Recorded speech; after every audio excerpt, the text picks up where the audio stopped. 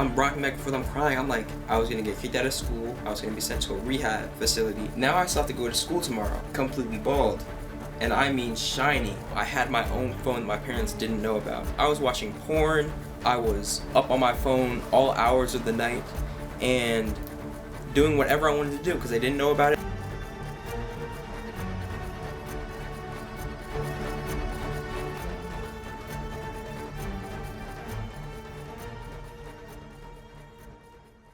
Right around when I was 12 years old and I got into the neighborhood, I started hanging out with like kids from my neighborhood. I went outside one day. It's a park over there. We started playing football, and it was really like fun, innocent stuff. We'd be going around playing hide and seek in Walmart.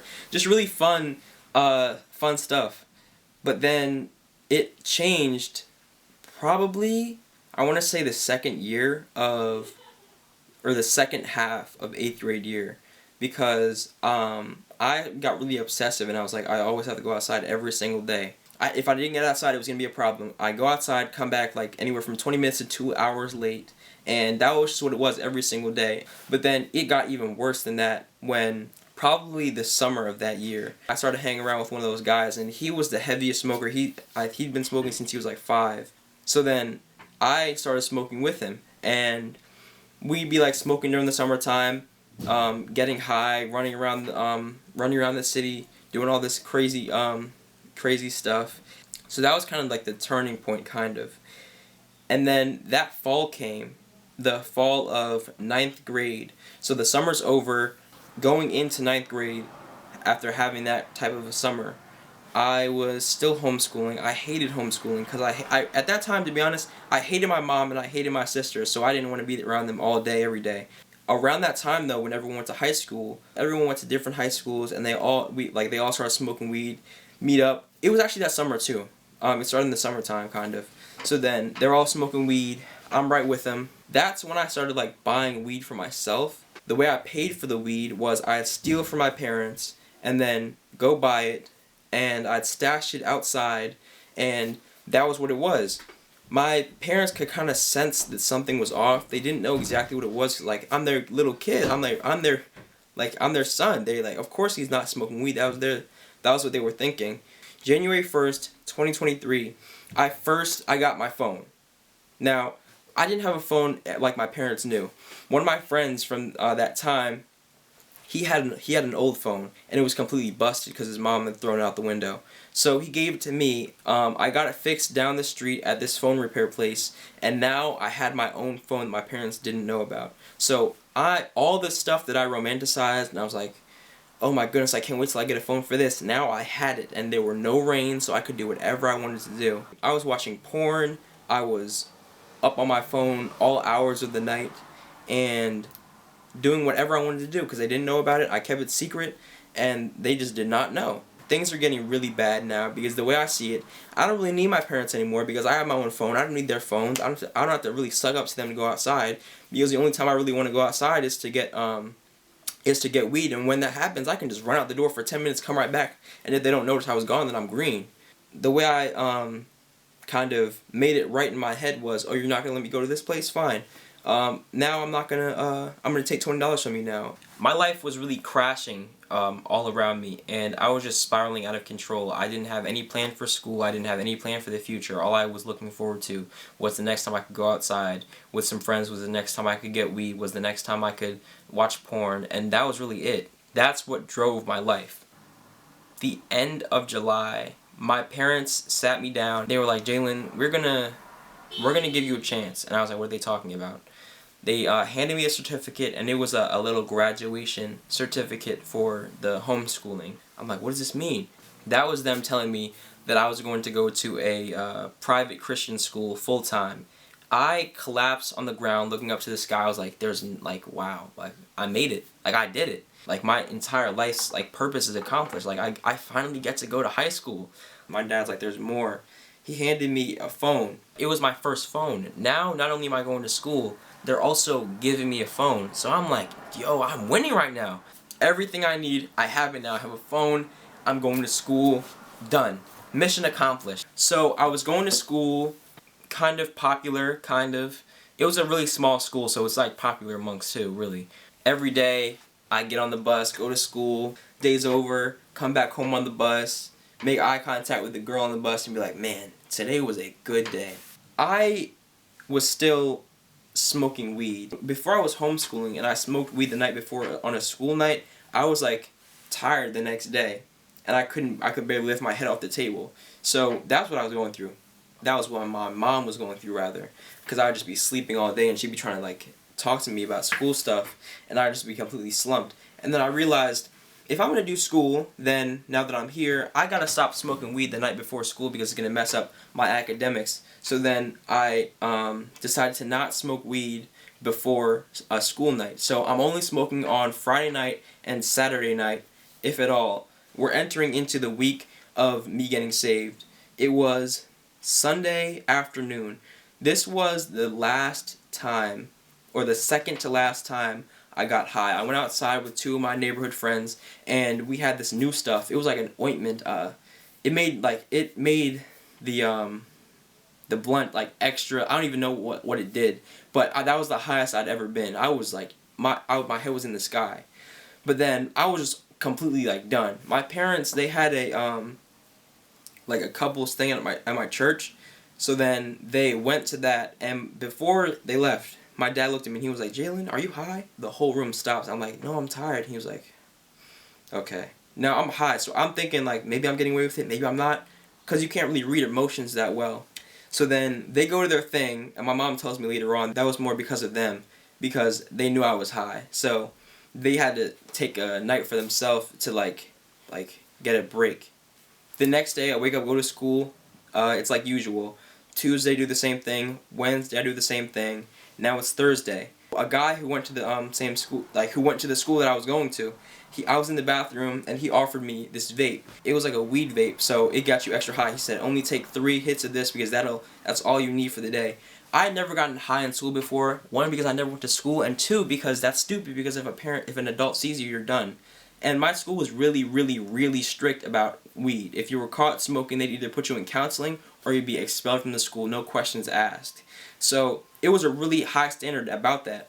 And the principal of that school, actually, we've known their family for like 8 years, I want to say. So that was even more risky. But I was in the bathroom. It was like a couple of them over there. He offers me the vape. I'm like, alright. I walk out of the bathroom. I'm like, yo, what is going on? I'm sitting in my biology class, and I'm like, I'm just staring at the wall. I'm like, I'm so high right now. It's crazy. After class, I'm putting my stuff in my locker. I'm so loopy right now. I'm like, my eyes were like this because I couldn't even open them. That's how high I was. So the dean who was over all punishment at the school, the class bell was about to ring, but it hadn't rung yet. So there were like a couple of stragglers in the halls, and she's like, "Are you Jalen Sanderson? I'm gonna need you to come to my office right now." I'm like, it's over for me. All this stuff that I had gotten, my life's desire, which was to go to school and get a phone, I had those two now. I had finally gained some kind of trust with my parents. My relationship with my mom and sister had actually gotten better because I quit porn 2 weeks before that because it messes up your relationship with females. So I quit porn. My dad said the time before he caught me, if I catch you with weed one more time, I'm going to put you in a rehab facility, and he was serious. That's what type of thing was going on. I'm walking behind her to her office, and I'm thinking, all this stuff, I might just throw it away for weed. She sat me down in her office, and she's like, so it has come to our attention that, and at this moment, I'm like defeated. I'm like, it's over. Like, I can't, I've messed it up. My entire life has come to this moment, and now I'm going to be worse off than I ever was. I was going to lose the phone, I was going to be sent to a rehab facility, and my parents are going to completely be, like, done with me. At this moment, I hit completely, like, done. I hit rock bottom. No one else in the office but just me and her. And I just prayed this short prayer, the shortest prayer. I was like, just, Lord, please. Lord, please. I wasn't saved at that time at all. I looked back up at the lady with my eyes like puffed up, and I'm sure they were bloodshot. And she was like, it's come to our attention that some bullying has been going on. Now, I don't know what bullying situation she was talking about. It was something with the guys I was hanging around with. They were making fun of some kid but it didn't have anything to do with me.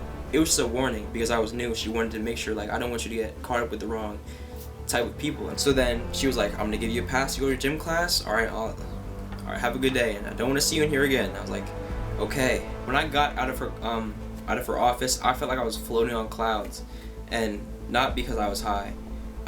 It was because I was like, God had He extended mercy. Like, I don't even know. I was caught.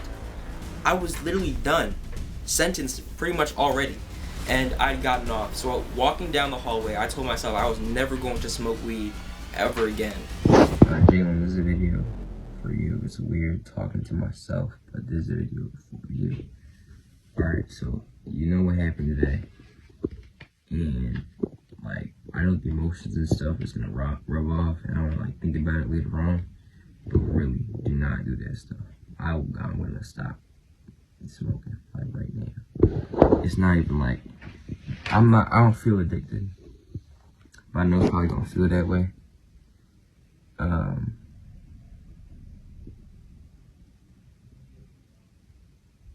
Yeah, it's probably gonna like feel that way.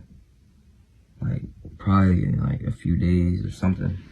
I don't know. But I gotta stop. I'm gonna stop right now because like just a reminder, if like I forgot, it could have been all over today.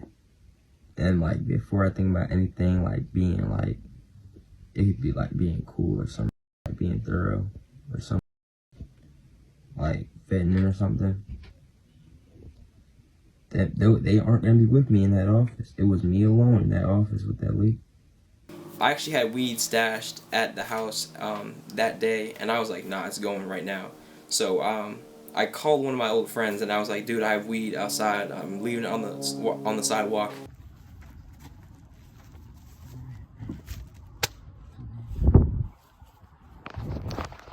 Don't smoke, kid. It's not good for you. You don't lose what you got.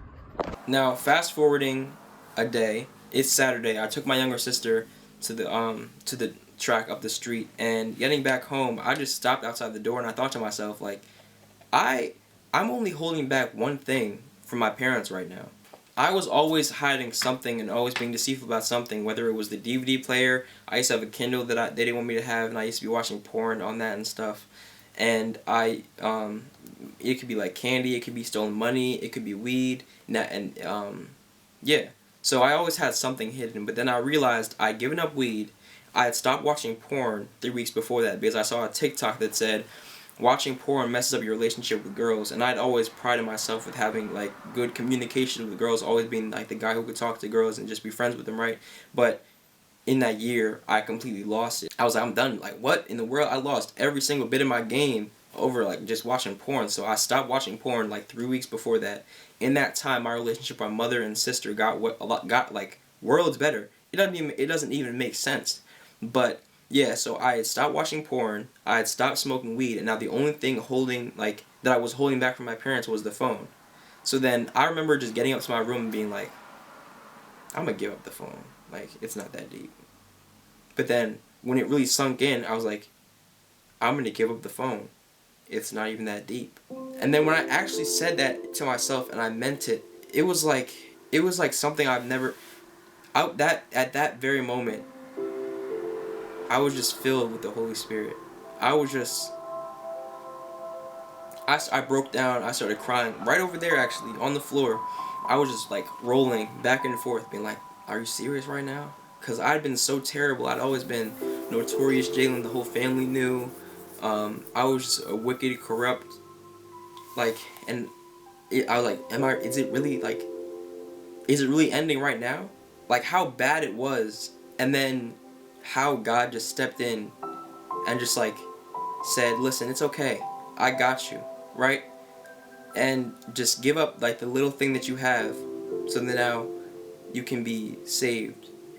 All the grief that I caused my mom, all the grief that I caused my dad, to people that love me so much, even my sisters, because they love me too, and my brother, all the grief that I caused them, stealing from my grandparents, like taking alcohol from their house and stuff.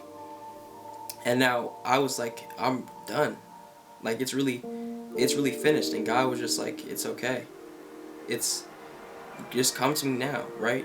And then at that moment I was like, I'm giving up the phone. And then I broke down. I'm rolling on the ground. I'm like, God, are you serious right now? That moment, it was really like the turning point of my entire life, because I was on my way right to hell, and I didn't even know it. I didn't even see. I was so blinded. So as I'm rolling on the ground, I'm like, just, this is ridiculous. I get up. I had an Essentials hoodie, and I was like, I took it in my hands. I was like, ugh! I couldn't rip it. But then I put it down into my foot and I ripped it down the front. That thing is completely soiled. It was soiled, like finished. So that was just like, I'm not chasing after the stuff of this, like, of the world anymore. Like, I'm finished with going after all this stuff, looking good. And then still can't even really explain it. It was like the Holy Spirit or God telling me, you gotta cut off your hair. Now, I was really prideful, like ridiculously prideful with girls. I was posting myself on Instagram. I was always looking at myself in the mirror. You have heard the commandment that says, you must not commit adultery, but I say, anyone who looks at a woman with lust has already committed adultery with her in his heart. So if your eye, even your good eye, causes you to sin, gouge it out and throw it away. It's better for you to lose part of your body than for your whole body to be thrown into hell. And if your hand, even your stronger hand, causes you to sin, cut it off and throw it away. It's better for you to lose part of your body than for your whole body to be thrown into hell. So I went into the bathroom, still crying, and I'm shook. I'm like, what in the world? I took these clippers right here, and I was like, I put the guard on. I was like, am I losing my mind? You saw how much hair I had in that video. And I plugged it in, and I felt God just tell me, are you going to do this halfway, or are you going to do it fully? So I took the clippers like this, turned them on, and just went down. And I cut all my hair off. And I was just, like, overwhelmed with joy. Because I had let go of all the stuff of the world that was holding me down. My eyes were finally open. And I went to my mom, and I was like, Mom, I'm, like, do you see my hair? And she was like, what happened to you? My dad was out. So when my dad got back home and he saw my hair, he was like, he glanced over me, he was like, because I had all this hair, and now it's like ridiculously low. So then he's like, what in the world? And I sat him down and I just talked with them for an hour, just confessing, telling them all this stuff, apologizing, telling them what happened, telling them the progression of the week. All the things I just told you. My mom, she starts crying. My dad is like, wow, this is crazy. Because they've been praying for me for so long. Alright, Jalen, this is a message for you. Yesterday, I literally felt the presence of God, and I just gotta remember, that is the best feeling I ever felt. Like, the best feeling I ever felt, that was. So stick to the 5. Just stick to the 5. That's the only thing you gotta do. Just stick to the 5.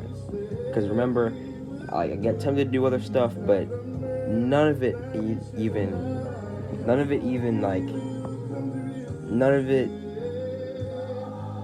can, it's no match. It is no match. It is no match for God. Nothing is a match for God, so don't put anything above God. Anything that hinders the 5. I can do anything but hinder the 5. At the top is God, then family, then school, then football, and then others. Do not hinder the 5. The top 3 at least the top 3. At least the top 3 if football changes or whatever. But do not. God is number 1. God is number 1. That's it. God is number 1. Keep God number 1. Keep God number 1. The 5, that was a list I came up with so that I would like keep things in the order of operations. So God comes first, then it's family, then it's school, and then it's football, and then it's others. So if something was coming against that, it had to go. That was the best time. And as you saw the haircut, it was terrible. But I was more happy than I'd ever been. I was on the one standing with my parents, which was when you're living a life of deceit and you're always hiding something from your parents or from somebody, and it reminds me of that Bible verse, the truth will set you free. Because I was just like, I can't even describe it, I still can't. And it was just truly amazing. But that's not even like, that's the best part, but it's still even like, it's still great what happens after this. So, if you remember, I'm still at school. Now, being bald is like the worst insult that someone could give you in school with all kids. Now I had little to no hair, but the night before, it was Sunday night, and I was like, God didn't tell me to cut my hair with a guard on, with this guard. He didn't tell me to do that. So then I run downstairs, and at this point, my mom was completely burnt out because I had just confessed a year's worth of wrongdoings to her. She's laying on the couch, she's like out, she's like, I'm like, Mom, I'm gonna cut my hair, I'm gonna cut my hair, like all the way like bald. She's like, she looks at me, she's like, talk to your dad. I run downstairs, my dad is like slumped in the bed. He's probably worn out too. Like, I shake him like, Dad, I'm gonna cut my hair, I'm gonna go completely bald. God told me to. And he's like, Jalen, do whatever God tells you to do. Like, so God told me yesterday I had to go completely bald. And I didn't want to. So I used the guard. That was disobedience. And I was in bed, I prayed that God would keep me from straying from this path, and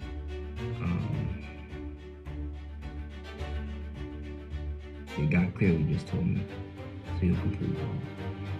So that is what I'm going to do.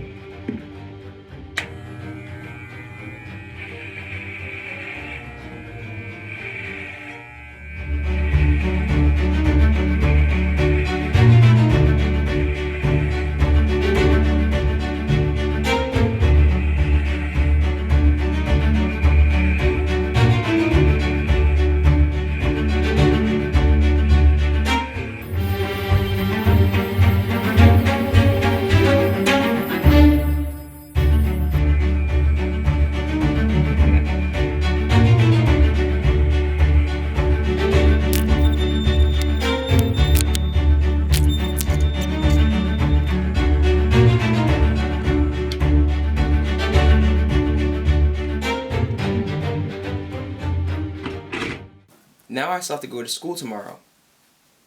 Completely bald. And I mean shiny. So now what's gonna happen? What's the plan now? I got in my bed and I knew I was in for some ridicule and trials and tribulations the next day. So I prayed, I was like, Dear Lord, please, let me find my baldness more funny than they do. Because at my school, man, people were getting clowned for any reason. So I already knew it was going to be bad.